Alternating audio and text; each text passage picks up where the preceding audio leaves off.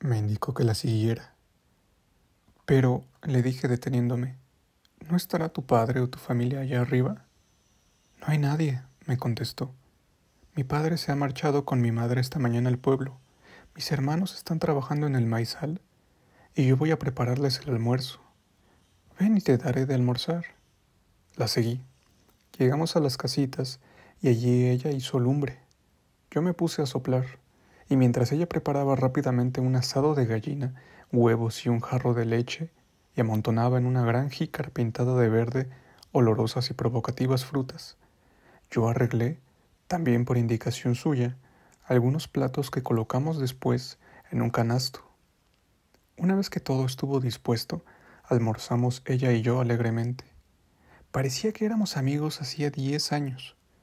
No me acuerdo de cómo le declaré mi amor, y lo siento, porque aún hoy me divertiría con las bestialidades que debo haberle dicho. Ni recuerdo tampoco si ella se puso colorada, si sonrió o frunció las cejas. En fin, se ha perdido, entre las nebulosidades que envuelven a veces los más grandes momentos de la juventud. Esta escena, pero sí me viene a la memoria, lúcidamente, lo que ella hizo después. Me abrazó y me presentó una mejilla que yo devoré a besos. Poco a poco fui acercándome a la boca, pero ella al sentirlo retiró el semblante y me dijo con alguna solemnidad, en que había ya una tremenda coquetería. No, déjame, eso será después. Ah, la niña de aldea era en esto, como en muchas cosas, igual a la mujer de corte. Un hombre se impacienta y quiere apurarlo todo de una vez. Una mujer tiene energía para enfrenar sus deseos y no se concede sino por grados, aun a costa de sus propios tormentos. Es cuestión de virtud, de vanidad, de expectación o simplemente un artificio. ¿Quién sabe?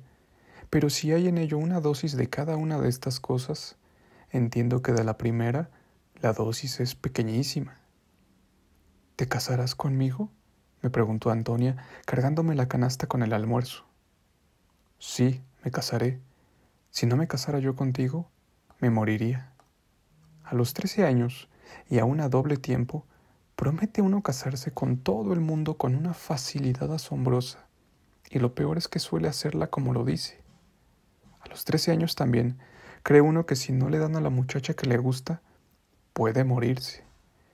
No es sino más tarde cuando llega uno a comprender que de amor no se muere jamás, a no ser que se haya interesado el orgullo. Cuando bajamos al arroyo, lo encontramos ya muy disminuido y pudimos atravesarlo fácilmente. Pero al llegar a la otra orilla, Antonia, tomando la canasta, me dijo, ahora sí, no conviene que nos vean juntos. Anda, vete, y no le digas a nadie lo que hemos hecho, porque mi padre me pegaría y haría que tu padre te pegara también. Esta noche dormiremos en el pueblo. Me irás a ver por la cerca de mi casa y saldré a hablarte. No hagas ruido al arrimarte, porque hay perros, y además mi padre tiene el sueño ligero. Mis hermanos duermen aquí. La aldeanita me daba una instrucción completa. La mujer de la ciudad, la mujer de mundo, hace lo mismo. Observad que es ella siempre la primera que legisla, sea joven o vieja.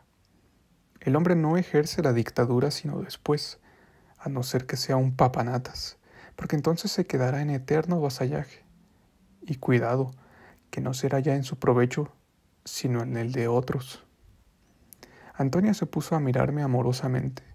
Me ofreció otra vez su mejilla sonrosada y aún sus lunarcitos, y me dijo adiós tomando con ligereza un sendero que se ocultaba a pocos pasos entre las cañas del maíz. Yo me quedé abatido, y por la primera vez también comprendí lo que era ese horroroso desierto que se hace en derredor nuestro cuando se ausenta la mujer amada. Parecía que me había quedado sin alma y sin aliento, que el arroyo estaba inmóvil, que los árboles no tenían vida, que el cielo no tenía luz y que mi casa, mi padre, mi madre y la aldea entera no eran más que vanos fantasmas. Aquella joven se había llevado mi mundo. 3.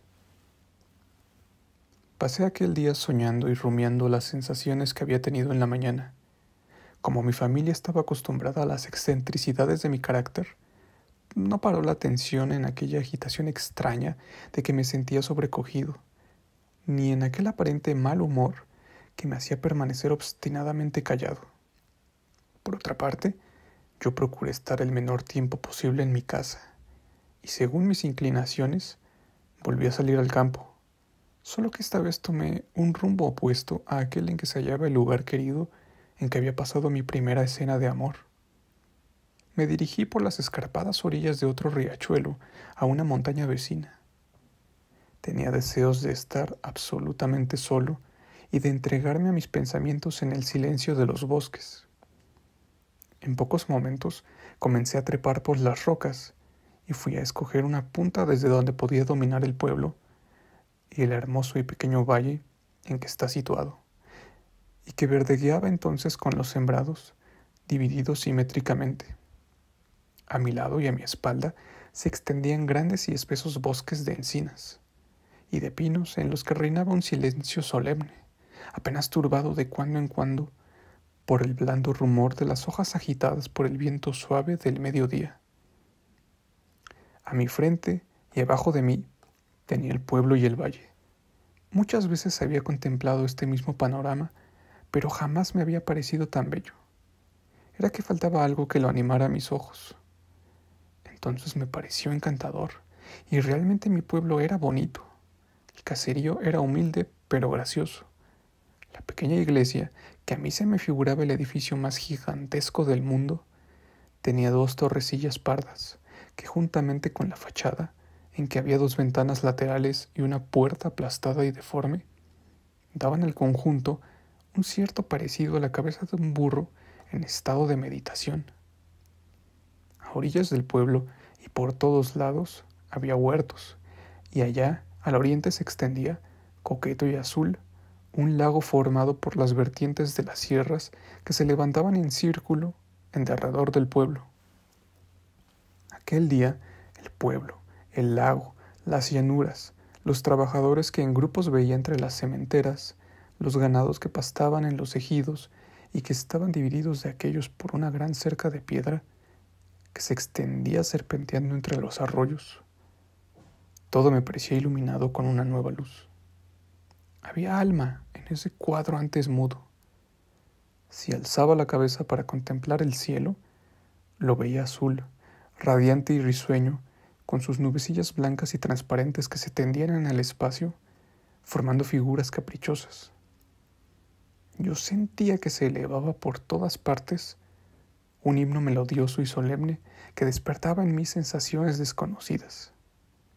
Ay, el himno se elevaba dentro de mi propio corazón. El amor es un sol que anima con sus rayos todo lo que se halla en derredor nuestro, y a cuyo contacto todos los objetos, semejantes a la antigua estatua de Memnón, producen un sonido armonioso.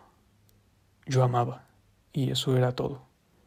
Después de mi primer arrobamiento en aquella soledad, mis ojos se dirigieron, como es de suponerse, hacia el lugar en que aún estaba Antonia, hacia aquellas 2 pequeñas colinas que apenas se distinguían entre el mar de esmeralda del llano.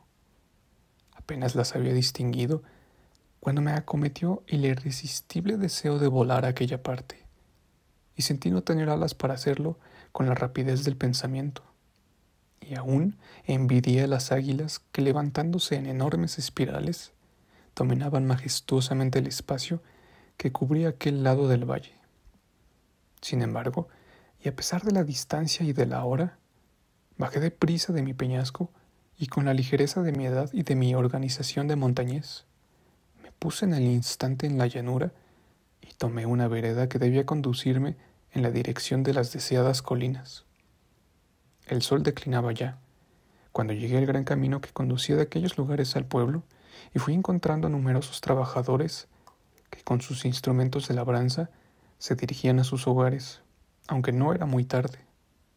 Avancé, no sé si con temor de encontrar a la familia de Antonia, pero sí arrastrado de un frenético deseo de volver a verla, como si aún dudara de que existía y necesitara contemplarla de nuevo para convencerme de que la entrevista de la mañana no había sido un sueño de mi fantasía juvenil y ansiosa,